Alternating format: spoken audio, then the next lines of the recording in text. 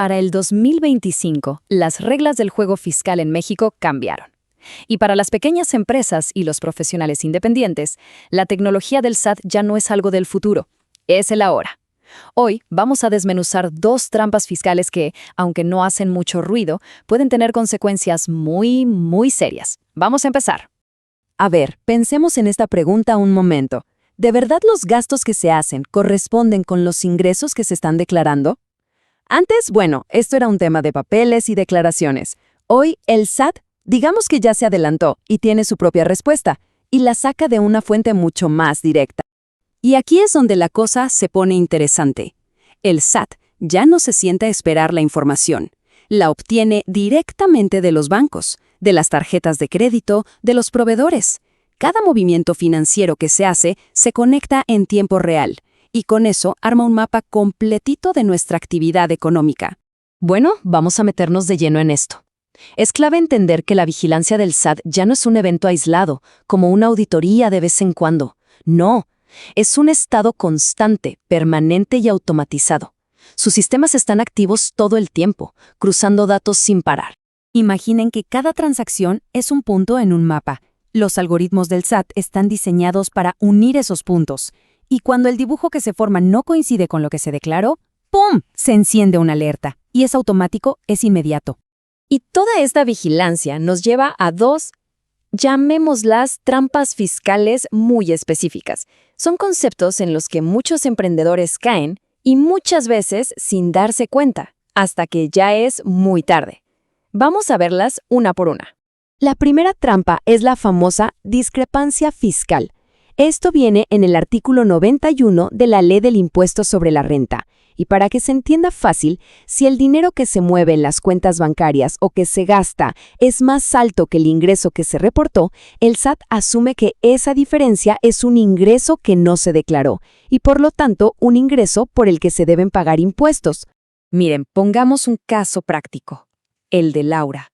Ella declara 200,000 pesos al año, pero el SAT ve que en sus cuentas hubo movimientos por 300,000.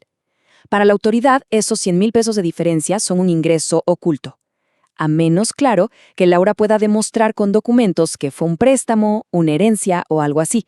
Si no hay pruebas, se le va a cobrar el impuesto sobre ese monto. Y aquí viene la segunda trampa, que es quizá la más sutil y por eso más peligrosa, la materialidad fiscal. En este caso, toda la responsabilidad de probar las cosas recae en el contribuyente.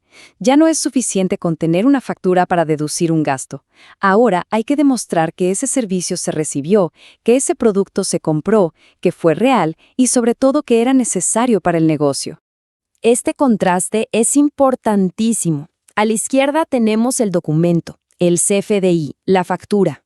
A la derecha, la realidad, o sea, la materialidad.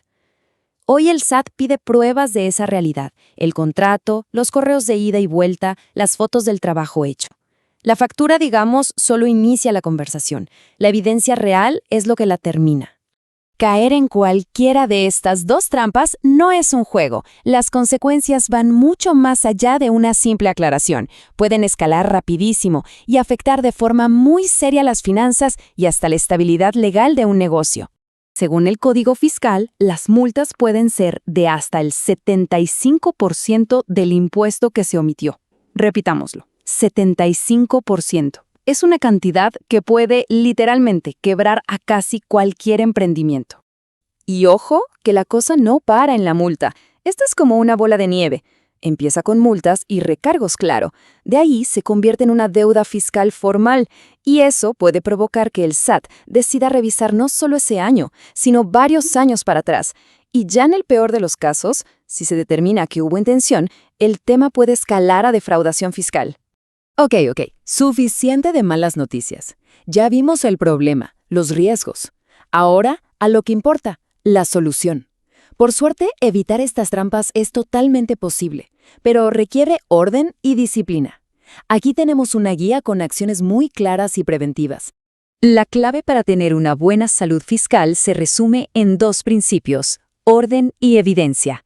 El orden empieza con algo tan básico como separar las cuentas personales de las del negocio, no mezclarlas. Y la evidencia significa que para cada gasto importante no solo se guarda la factura, se arma un pequeño expediente que demuestre su materialidad. Justo eso. En el 2025, la mejor defensa fiscal no es tener un gran abogado para solucionar el problema, es tener una disciplina contable impecable para que el problema ni siquiera aparezca.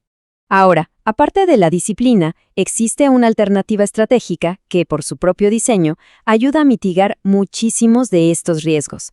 Hablemos del régimen simplificado de confianza, mejor conocido como RECICO. El RECICO es un régimen fiscal bastante nuevo que se creó para hacerle la vida más fácil a profesionistas y pequeños empresarios con ingresos de hasta 3.5 millones de pesos al año. Su estructura es completamente diferente a la de los regímenes tradicionales. A simple vista, lo más atractivo son las tasas, ¿no? Son súper bajas, van del 1 al 2.5%. Pero créanme, la verdadera genialidad de este régimen no está en el cuánto se paga, sino en el cómo se calcula ese impuesto. Y aquí está el clic que lo cambia todo. En un régimen tradicional, el impuesto se calcula sobre la utilidad, es decir, ingresos menos deducciones, y por eso hay que probar la materialidad de cada deducción. En RECICO, el impuesto se calcula directo sobre el ingreso bruto. No hay deducciones de gastos del negocio. ¿Y eso qué significa? Pues que el problema de la materialidad fiscal simplemente se esfuma, desaparece. En resumen, el mensaje central de todo esto es que la forma de fiscalizar ha evolucionado. La estrategia ya no puede ser la de ir corrigiendo problemas sobre la marcha. Se trata de tener una estructura financiera y contable tan bien armada desde el principio que esos problemas ni siquiera tengan oportunidad de nacer. Así que la pregunta final no es para el SAT, es una pregunta interna. ¿Está la casa financiera en orden? Porque en el 2025, poner atención a la estructura fiscal ya no es una tarea de simple cumplimiento, es, sin duda, la decisión estratégica más importante para sobrevivir y para crecer.